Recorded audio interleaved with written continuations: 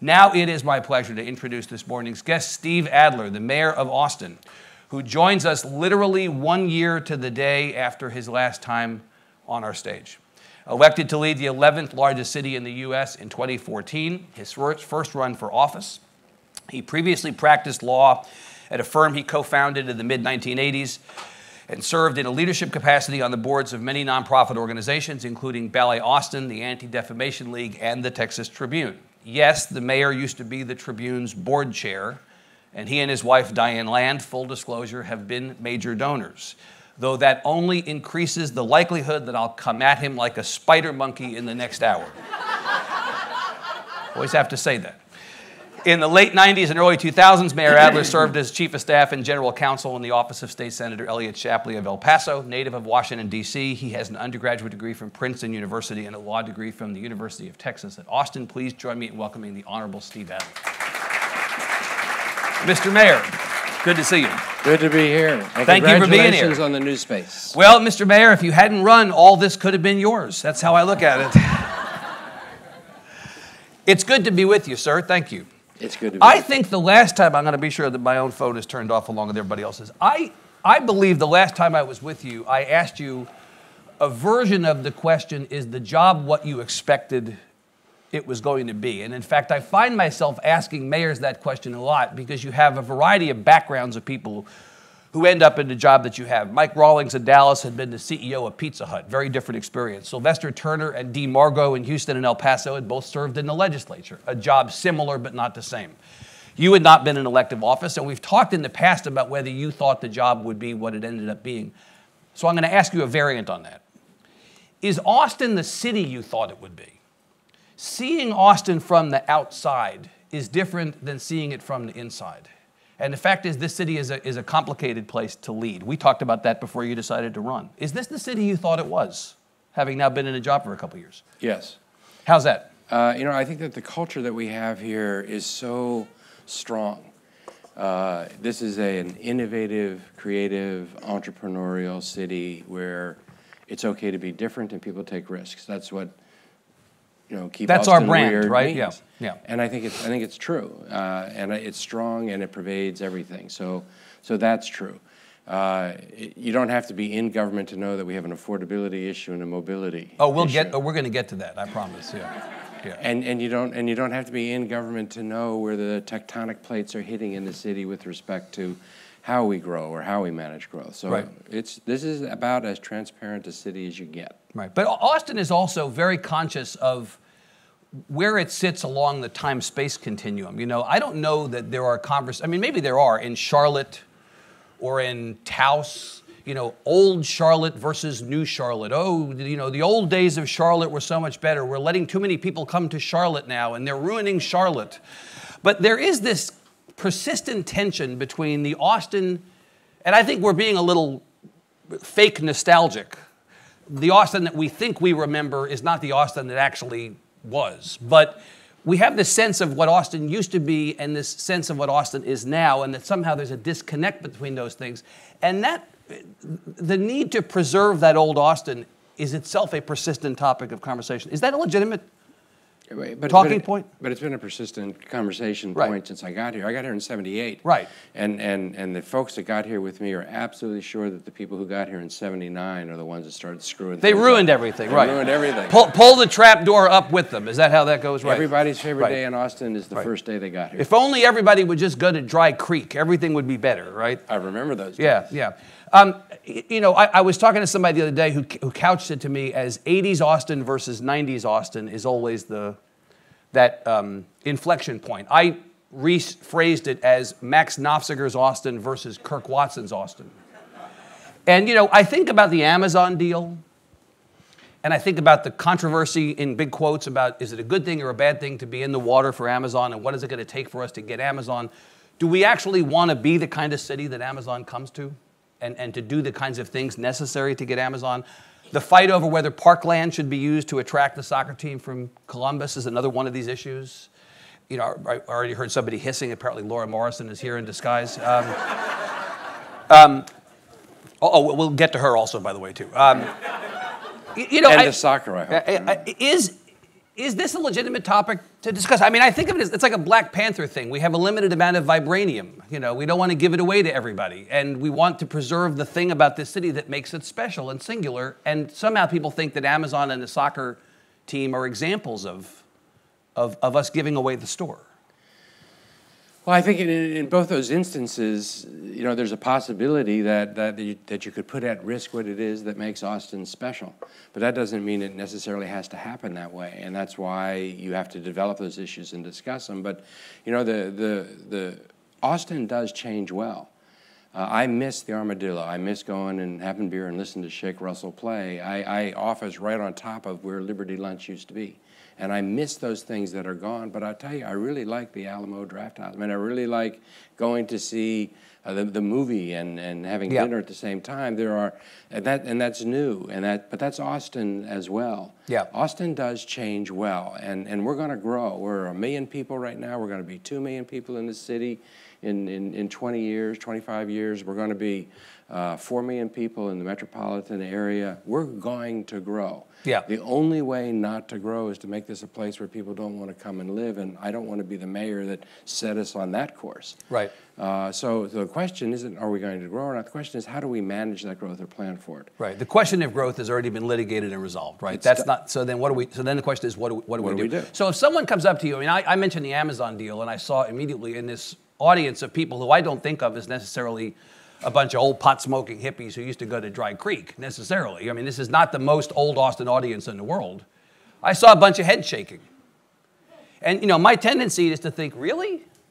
Are we at this point shaking our heads about Amazon? I think the answer is yes. There are still some people who think this is not a good deal for Austin. For the umpteenth time, in 50 words or less, why is this a good deal for Austin? Why do you want to be the one to get the rose in your mouth, or whatever it is, on bad? I don't know that we want to be. You don't? And our reaction. Then why are you in it then? If you don't know if you don't know for certain that you want to get it, what happens if you get it and you were wrong? Well, what we want to get is a conversation about it. So our reaction to it has been different, I think, from the other 19 cities that have been involved in this.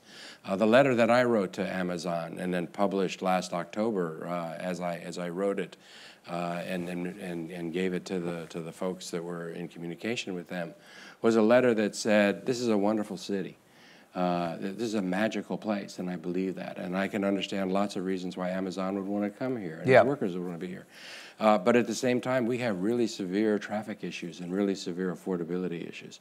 And if, because of your scale, because of the resources and power you bring, you can actually help us deal with mobility in a way that we can't deal with it on our own, or aren't going to be able to deal with it for a significant period of time, well, then I want to have that conversation. But that's the conversation we should have. And so you take the fact that Austin was made a finalist for Amazon as a sign back from them, yes, we want to have a conversation with you. I do. And quite frankly, when we sent that letter in, there was some question or concern that people expressed to me that you can't send that letter in because it's going to take us out. And I said, but this is who we are, and this is the conversation this community would want to have as part of that. I guess my concern, Mr. Mayor, is you were not applying to have a conversation. You were applying to get Amazon to locate here. What happens if you get the conversation you asked for, and it turns out that what Amazon's going to do to Austin is negative? Are you willing to walk away? If they come to you and they say, we want to come, and you decide through your conversation that Austin will be worse, or that the problems of Austin will be made worse by Amazon, are you prepared to walk away? Well, understand that companies come to Austin all the time, so we don't get a choice. Yeah, but not every company is Amazon, seriously. I mean, but I'm saying that those companies can decide whether or not to come to our city. We don't control that. Right. But what we do control is what we do. What we do control is anything that we might offer. What we do control is the conversation we have when we talk about location, or we talk about opportunities that exist in the city. Right. Those are the things that we can do, and those are the things that are part and parcel of any involvement we would have with Amazon. So I've asked you this question before, and you've declined to answer it in public. Maybe because this is in our new event space for the first time, you'll cut me a break and answer me, and answer me this time. This is the spider monkey part. Yeah, this is the spider, yes. Now begins the spider monkey part. What are you asking for from Amazon? What do you put into this deal on your side of the ledger? You know, we had a conversation at a housing conference a couple weeks ago with Judge Eckhart about affordability, which is a complicated issue that involves, among other things, the conversation around a livable wage. And there are certain things that the public sector can do in terms of raising the minimum wage, different from what you can demand of private businesses, except apparently not on sick leave. We'll talk about that also. And I asked you at the time, did you put something in the Amazon application that said, if you come to Austin, we expect that you're going to pay a livable wage, something higher than the minimum wage that is mandated by the federal government, closer to what the city pays? And you sort of you couldn't really tell me or didn't tell me exactly whether you felt like you could demand that of Amazon. And my question to you then, and now will be, why not? If you want to give Amazon an opportunity to come to Austin, shouldn't we get something back for it? The answer to that question is absolutely yes, yeah. and fundamental to any engagement that we would have.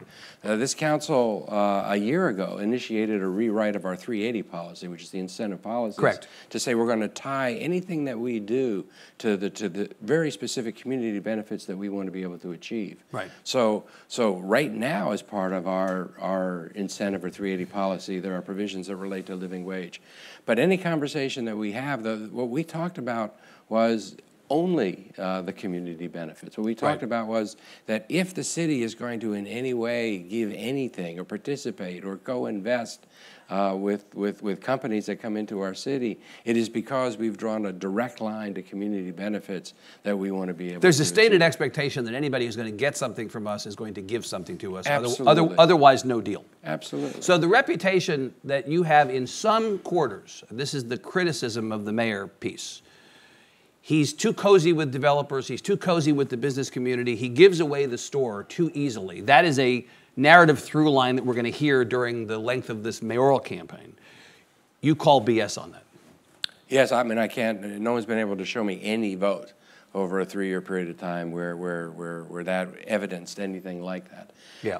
I think that this is a council that I think has really operated in the best interest of the city overall. Yeah. And I'll tell you, there's not a room I walk into in this city that people are not disappointed in things that I've done and both pleased in things. Isn't that every single mayor of every single city in history, though, can say the same thing? I mean, that's not just you, right? That's everybody. Well, I think that there probably are some mayors in some cities that so align themselves with one ideology or one point of view that they walk in and they're clearly identified that way. And that hasn't happened with me on the votes that I make, not because I'm not trying not to, but because I'm trying to do what is best for the city to my absolute best. It assumes that the city would be monolithic to say that, well, everyone's going to like everything I do, and that's just never the case. So you mentioned the council. Let me step away from substance for a second and ask you, is this a governable city?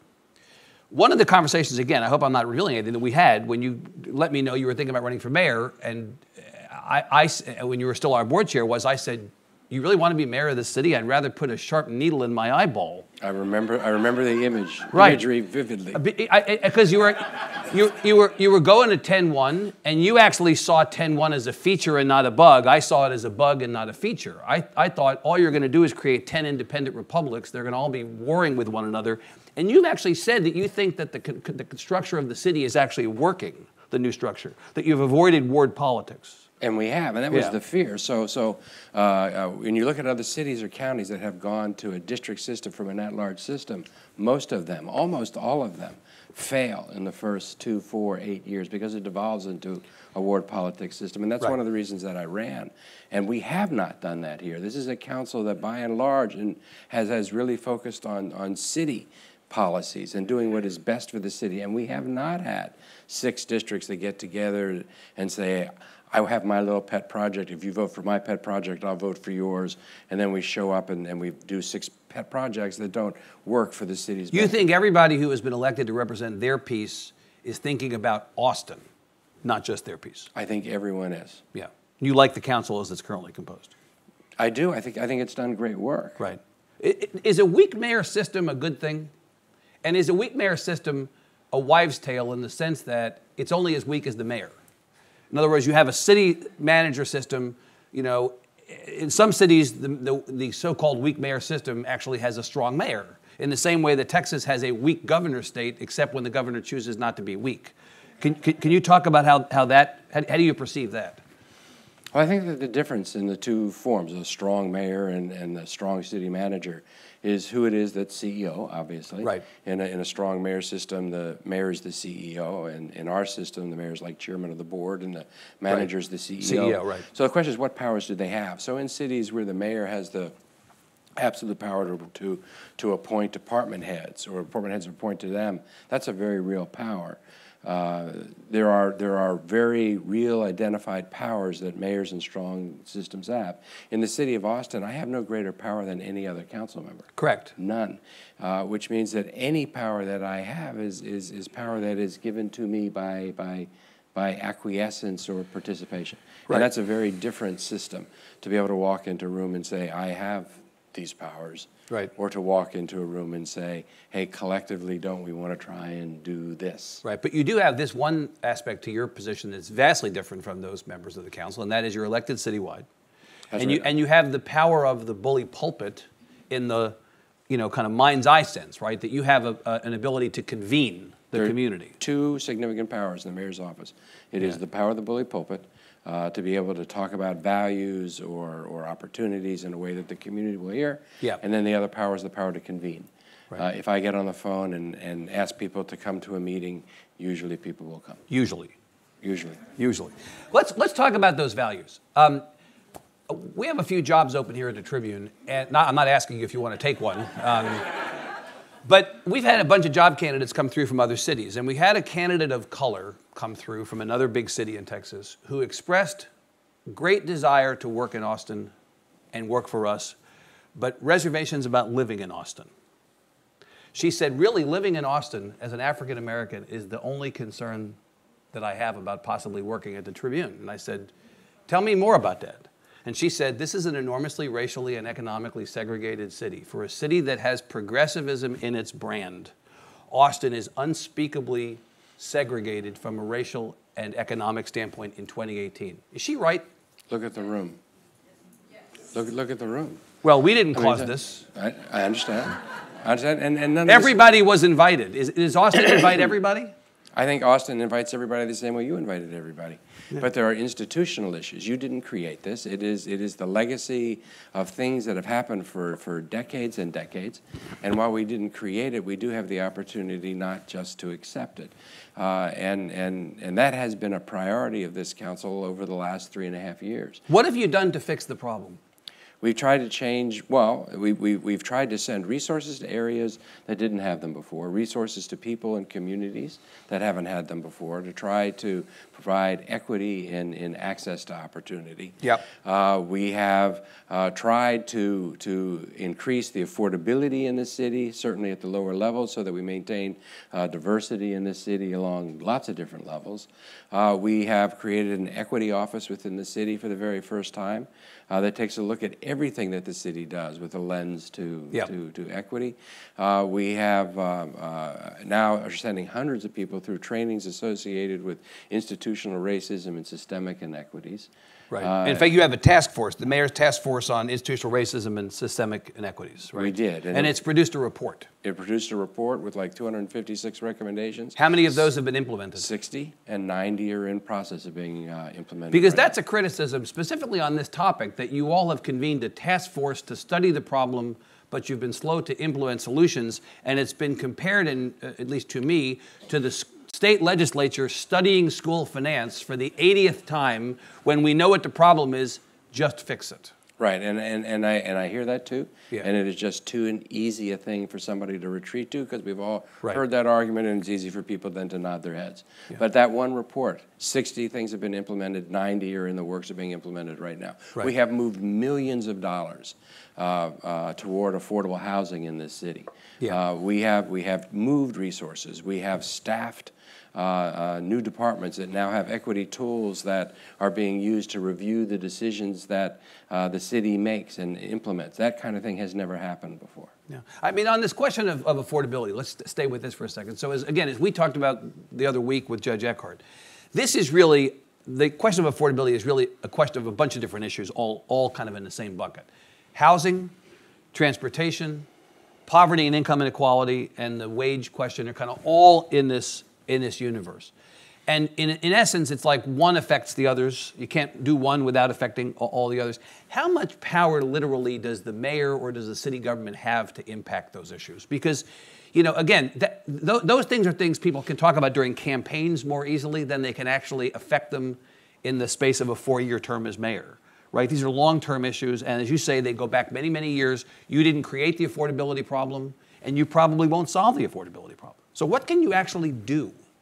You can do 1,000 different things all at the same time, and we can do the things that I only wish that we were more actively doing 5 and 10 years ago, because if we had, we would be in a different place right now. Yeah. 5 or 10 years from now, people will be looking back to see whether we acted now. Right. And there are a lot of things that we can do. There are 2 ways you make things more affordable. You either make things cost less, or you give people more money to spend. And we have to operate on both of those. We just pulled together for the very first time all of the people doing workforce development, workforce solutions, the community college, the chamber, the city, and the county, and came up with the very first ever community workforce development plan, which put everybody in the room that were working on like 20 or 30 different goals, and everybody agreed to work on one. And that's to move people into middle skill jobs in our city, 30,000 in the next 5 years, 10,000 of which from poverty into a middle skill job that will move them out, focusing just in 3 areas: tech, healthcare delivery, which is basically nurses and skilled trades. That's the kind of thing that is causing real immediate work. When I came into office, I think that only about 45% of the people that went through workforce development training in this city then got a job in what it was that they had just been trained for. Right. And we're approaching now about 70%. So there are things we can do to actually help people make more money. And then on the other side, when you're trying to make things cost less, that's a harder thing to do, because at that point you're dealing with the market. What we can do is we can pass an affordable housing bond in November, and there's going to be an opportunity for people to do that. Right. But it's also trying to come up with those things that operate counter-market, which is why Code Next is important, with the density bonus and calibrating it so that it actually gets used.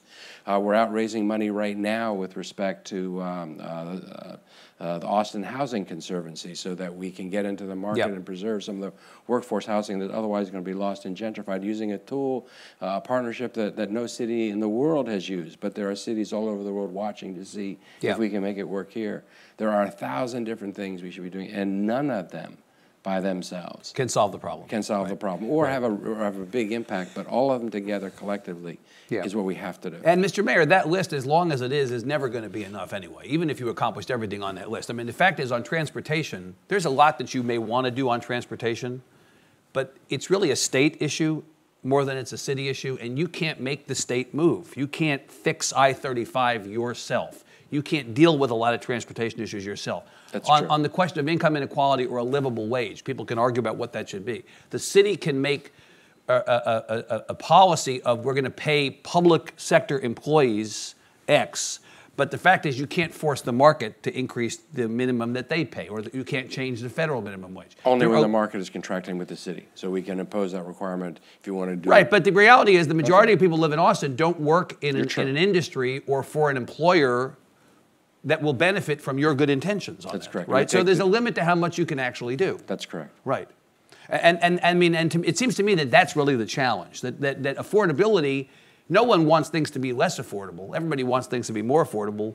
But also the expectations that somehow you or the city can solve that problem are probably unrealistic. And I think the best example of that is property taxes. Yeah. All right, so in property taxes, everybody knows property taxes are rising way too high in this area. And in fact, for the median price home in the last 5 years, property taxes have gone up over $1,000. That's what everybody's feeling, over $1,000 in just 5 years. Right. But in fact, over $1,400, over $1,400 in the last 5 years. But what people don't understand is that over $1,000 of that is not city taxes or county taxes or local taxes. It is that part of the school tax that goes to the state. Right. Over $1,000 of it. And that part of what the state is taxing us has gone up 288% in the last 5 years. So unless the state fixes the system of funding public education, I mean, we know this conversation, of course, we live in it every day. Right. At home, the property tax conversation is not going to change. And by the way, also on health care, where uncompensated costs are being passed along to all of us, right? Right. That causes property taxes to go up as well. Absolutely. Yeah. I'm going to channel Ross Perot here for literally 2 seconds. Oh, crap. Just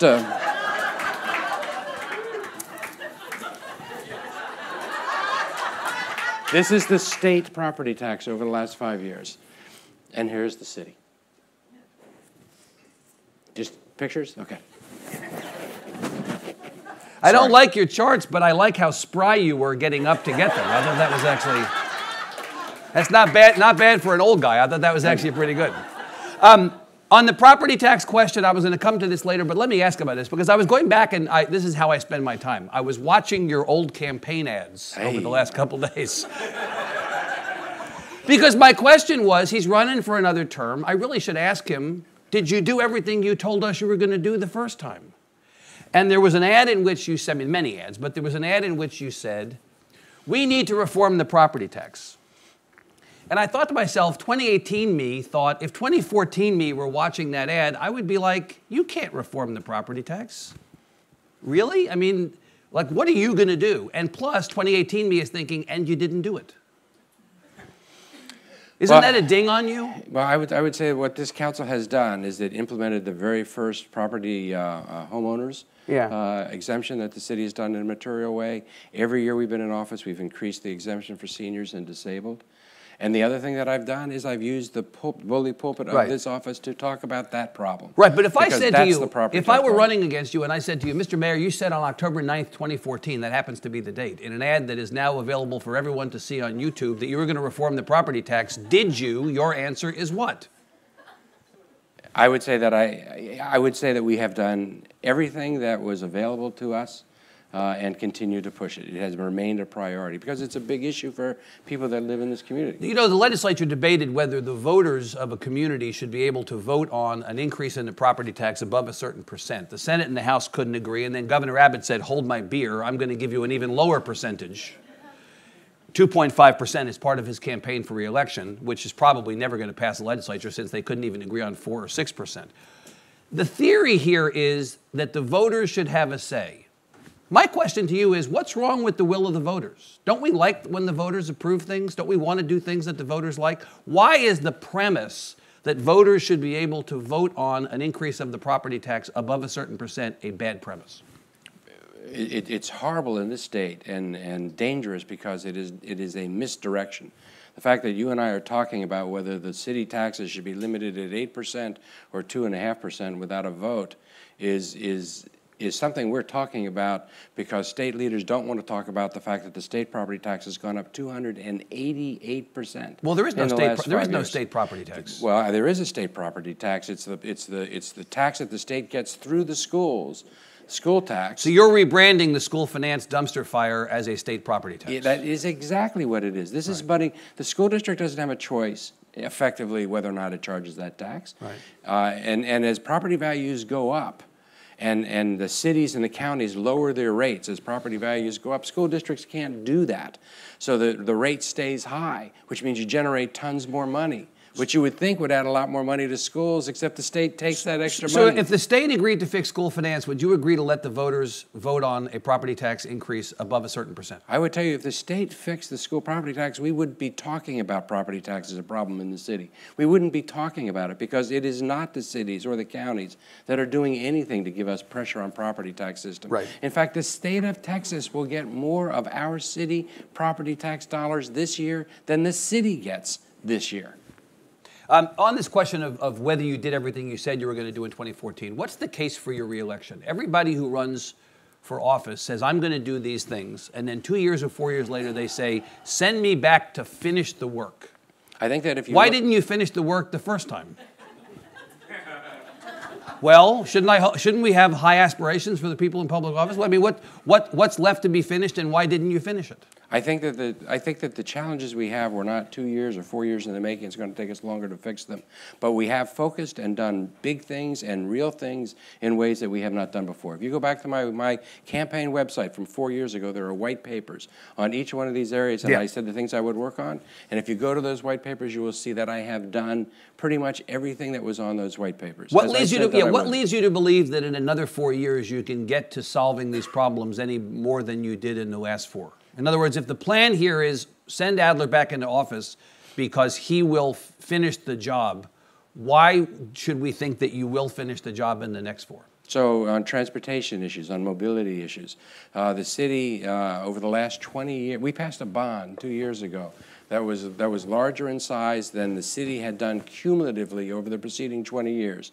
Now the fact is we passed the bond and we can't snap our fingers and have all that work done. It takes time to get that done. Yeah. And we're now implementing that process, and people are seeing tens of miles of sidewalks being put into the city, and the trails. We're going to be working on the most congested roads in the city over the next 6 years to be able to implement and spend that money. The plans are out for people to see. Every one of them, you're going to be able to look at a dashboard to see on a daily basis on how much we're spending relative to how much we said we were going to spend and what to do. That was work that this city had not done for decades. So more progress will occur in the next 4 years on that. Even if the problems are not solved, we're going to be better off 4 years from now than we are now if you get back into office. We're better off today than we were 4 years ago on these issues because we're actually dealing with them, and we're dealing with them in big ways. We have sent more money to affordable housing in this city. We've retooled how we're doing the incentive programs in this city.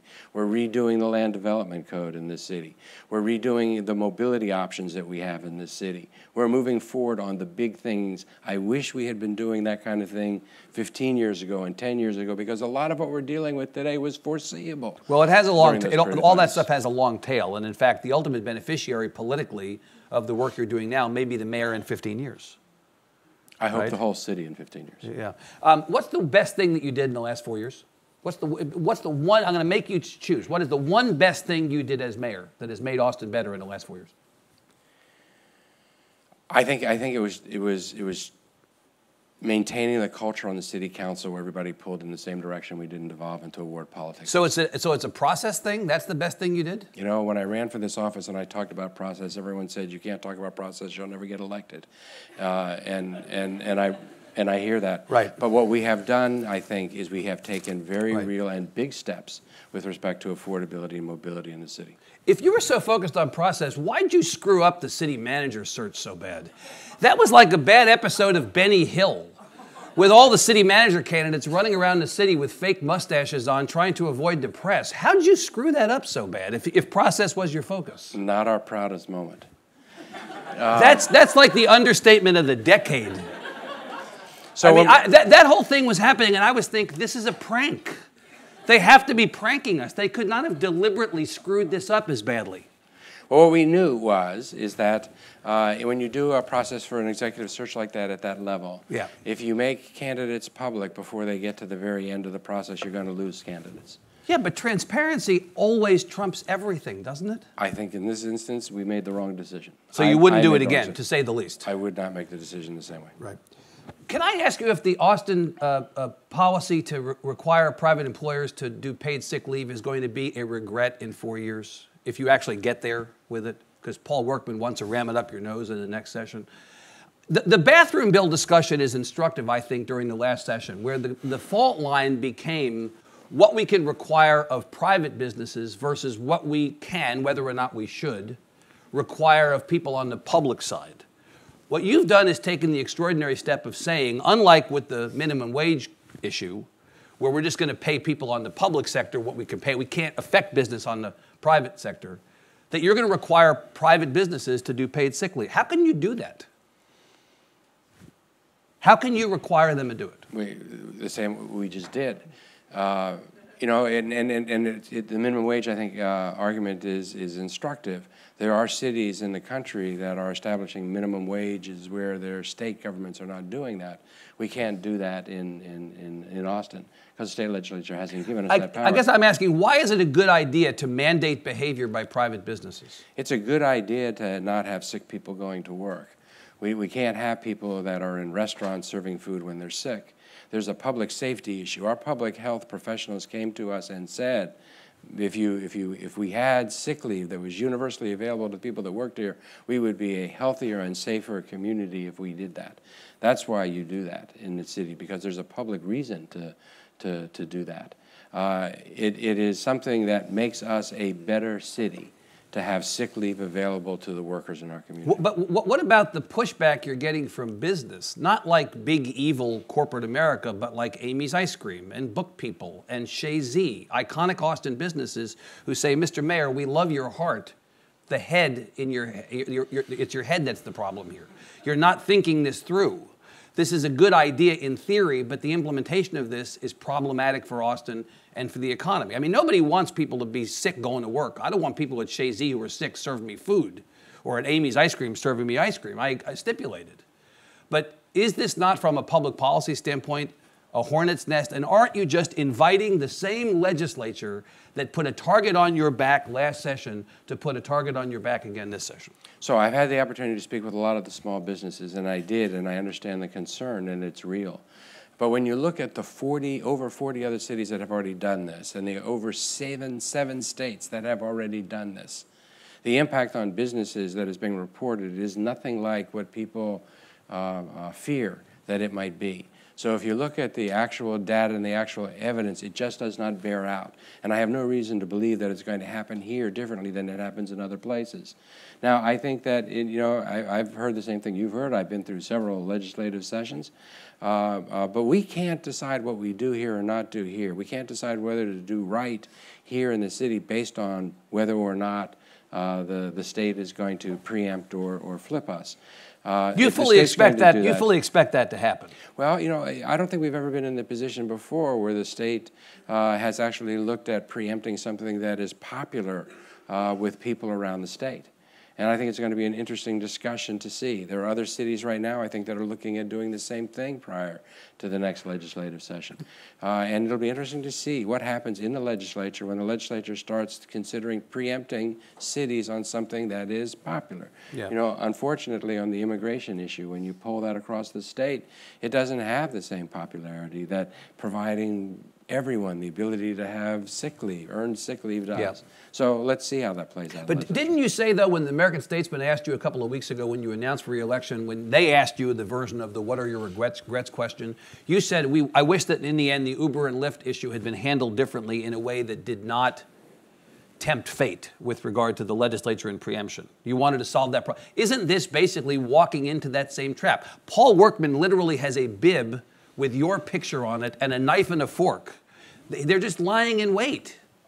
And so I just wonder if you regretted the Uber-Lyft thing not setting up to avoid trouble, won't you be regretting this in the same way? The regret on Uber and Lyft is that we now have a system where we don't have a biometric background check. Yeah. And the regret is that I think that the city could have come up with a voluntary program that would have enabled us to have that as a choice for people that live in our city without making it a mandate for Uber or Lyft or any rideshare company.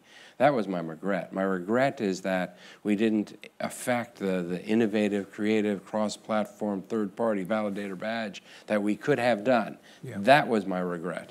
That the legislature flipped us. The legislature will act and do what the legislature does. We can only control what we do here. So it was a different kind of regret. You think it's not an analogy? Two more things quickly before we open it up for questions.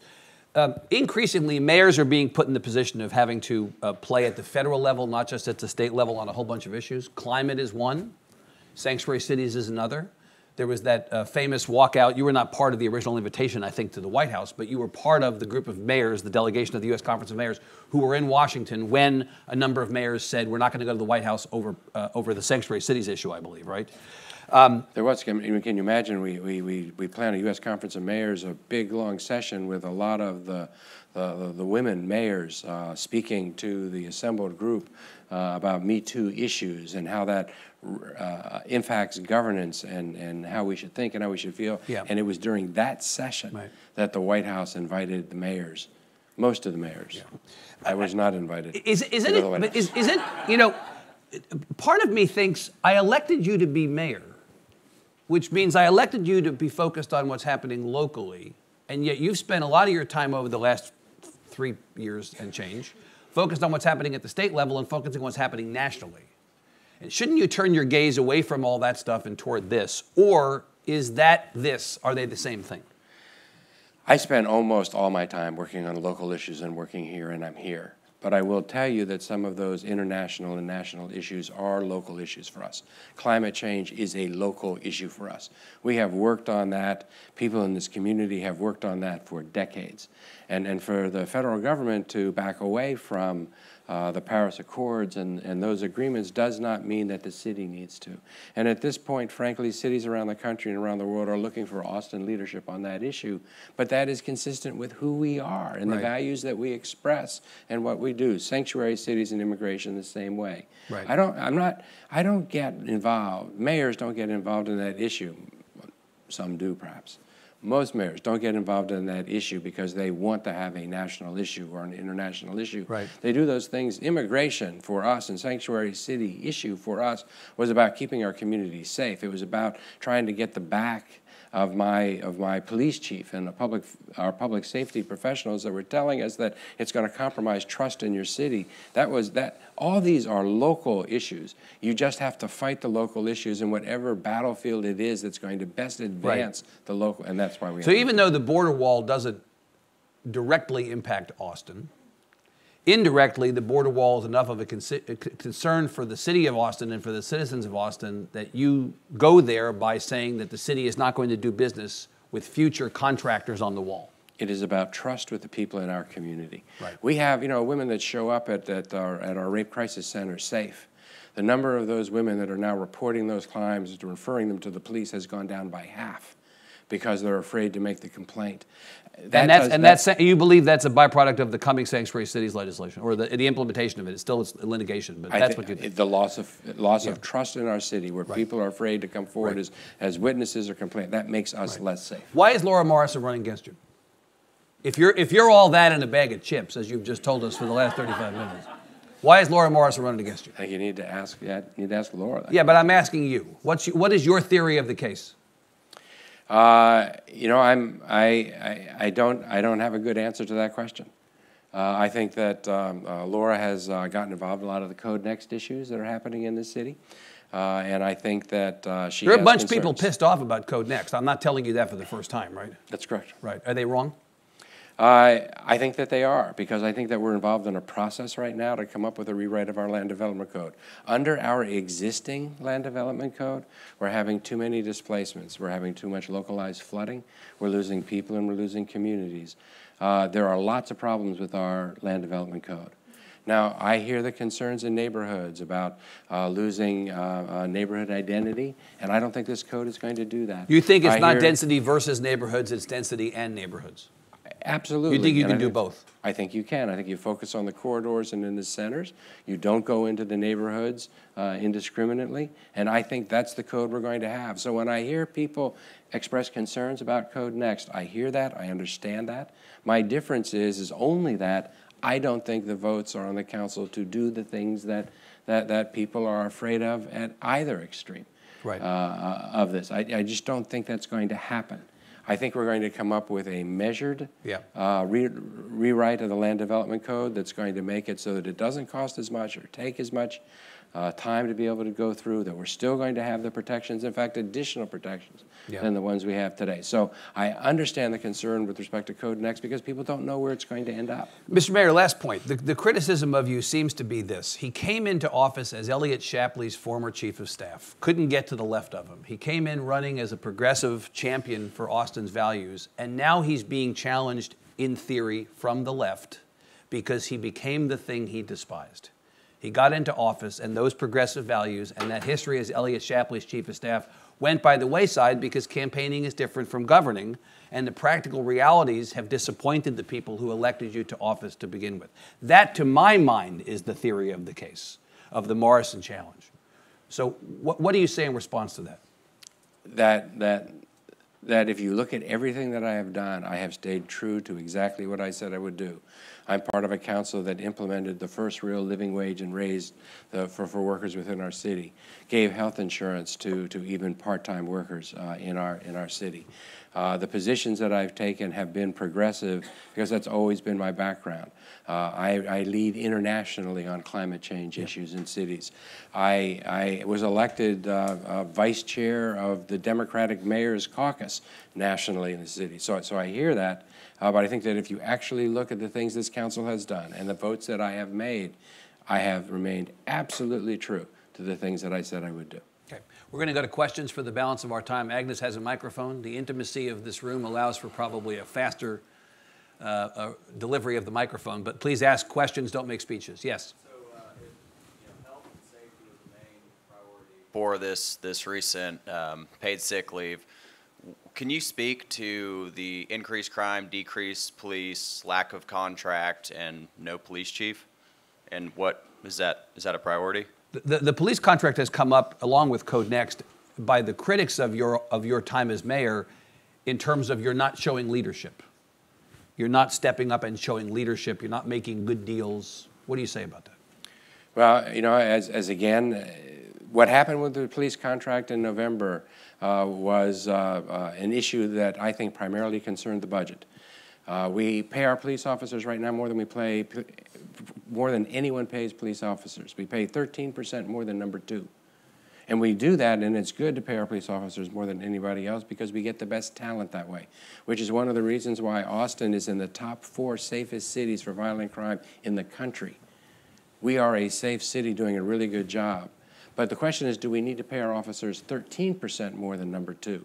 Could we pay our officers 5% more than number 2 and still get absolutely the best possible talent?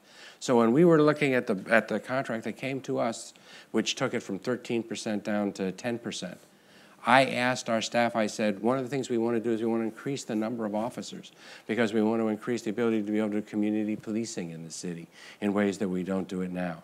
And they said, yes, you can add more officers, but you're going to have to raise property taxes by 8% per year for the next 5 years. And I said, there's got to be a better way than this. We have to take a look at not just the pay, but we have to look at the pay at the same time we're looking at what we want to do to increase officers. You know, we are a safe city. We're going to get this contract done, and it's going to be, I think everybody is pretty much aligned. But we have to consider both pay and number of officers and oversight, all these things at the same time because they're all intertwined. Now, you've heard the same reports I've heard that violent crime has gone up in this city over the last 2 years, and that's true.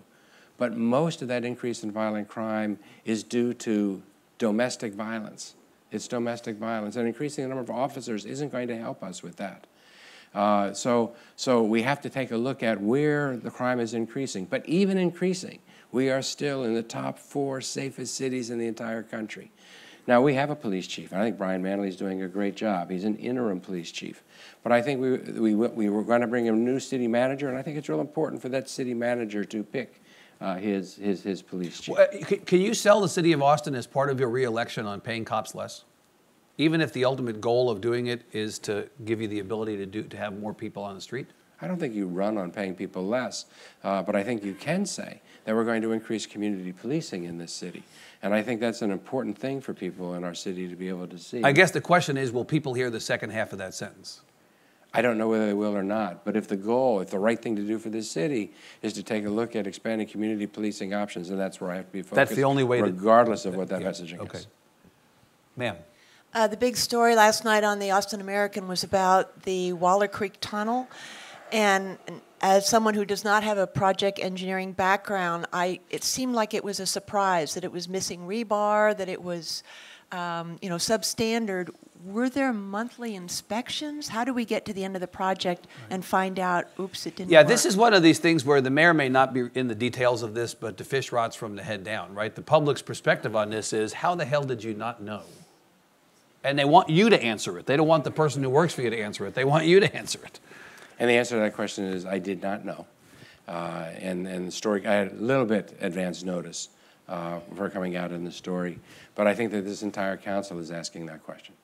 I know that we have been involved in negotiations with the pipeline company, but that is a huge concern, huge concern. So if people are upset about this today, your answer is, so am I. So am I. Right, and you're going to do something about it? Absolutely. Okay. Sir? Yes, our population is growing rapidly all across the region, but our climate is getting drier and our water supply is static at best. What do you tell to businesses that are considering moving here about whether we're going to have enough water for everybody in 10 or 20 years? That's a good question. I mean, you said yourself, you said 1 million today to 2 million, MSA from 2 million to 4 million. That's correct. Right? Where are you going to put all those people from a resources standpoint, water, et cetera, et cetera? So the City Council is going to be considering this summer a 100-year water plan. We've had it been going through the experts, through the boards and commission processes. You know, we're lucky in this city, or fortunate in this city, that wise decisions were made at the turn of the millennium for us to command a lot of the water that is in Lake Travis. And in fact, to allow us to get that water with no additional charge so long as we stay below a certain usage. And the community has participated to ensure that our per capita water usage has been going down every year. So we've never got into those higher rates, which is why, for the first time that I can ever remember, this week I anticipate the City Council is going to lower water rates for everybody in the city. But we're going to have a 100-year water plan, and it's going to talk about new technologies. We're fine for the next 10, 20, 30, 40 years. What's it going to cost to do a 100-year water plan? I don't know, because it hasn't been presented to us yet. It's still going through the board. Right, but when the state did a 50-year water plan, it was like $50 billion, and they had to go to the taxpayers to vote a constitutional amendment to get money from this place and put it in the loan fund. I mean, it's very complicated. That's right, but part of that is because lots of parts of the city have not been able to tie up water the way the city of Austin has. Yeah.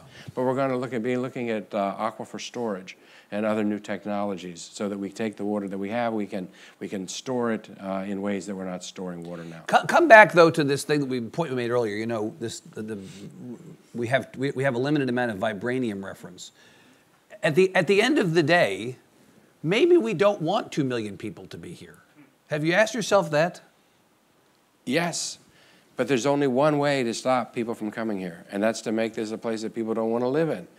Right? Well, but hold on. I reject the idea that people come here and that it is not our choice, and that this is basically either open the doors, let everybody come, or make the place so unattractive deliberately that nobody comes. That is a false choice. Is there not a place in the middle? I mean, and don't we have the right or the ability or the motivation to ask ourselves, what is the size of Austin that Austin should be, to ensure that we're both forward-looking but also preserving the quality of life here? If we simply say, oh, well, Austin's going to be 2 million and there's nothing we can do about it, that sounds to me like giving up. Saying there's nothing that we can do about it is not the same thing as saying that we have to be very active in how we plan for and manage that growth. But that's a different question about whether or not the people are going to come. You know, we went through a period of time where we didn't build the infrastructure to support more people because we said if we don't build it, they're not going to come. That policy does not work, and we are the living example of that right now. And if we just stop with the number of units that we have right now in the city and say this is the number of people we're going to have, all we're going to do is turn into Vail, Colorado, where we're going to have the wealthiest 1 million people in the world. Have you been to Vail? Vail's pretty nice. It is pretty, well, it's pretty nice if you can afford a median home price of almost $4 million. That is not the city that we want to live in. The city. This is a city of artists and creatives. It is a diverse city, and we have to be able to maintain opportunities for that to exist in our city, and that will not happen if we try just to close the door and limit it to the number of people here today, because the people living here today it's going to like pouring gas on top of the fire. We're going to lose everybody that way, except for the most affluent. Let's do that, and then let's come up to the front, if we would, please. Yes, sir. On transportation, you've stated several times that you'd like a Seattle-sized vote in 2020 to build a regional transit system, safe streets, and active transportation infrastructure. But you need the legislature, you need the government to approve local options. How can we make the case to Senator Nichols and the Transportation Committee? How can we make the case to the governor that we deserve to do that? Given the fact, and especially given the fact that the governor and many of the Republican members of the legislature see Austin as a punching bag and not as a collaborator. Well, I mean, when you take a look at mobility in the city, this is not an Austin issue, and this is statewide. So the plan that we had that Senator Watson worked on that would have given us 4 additional lanes on I-35 between SH-45 to the south and to the north was 15 days away from getting approved by the Highway Commission when the governor and lieutenant governor raised their hand and said we're not going to let those kind of projects move forward.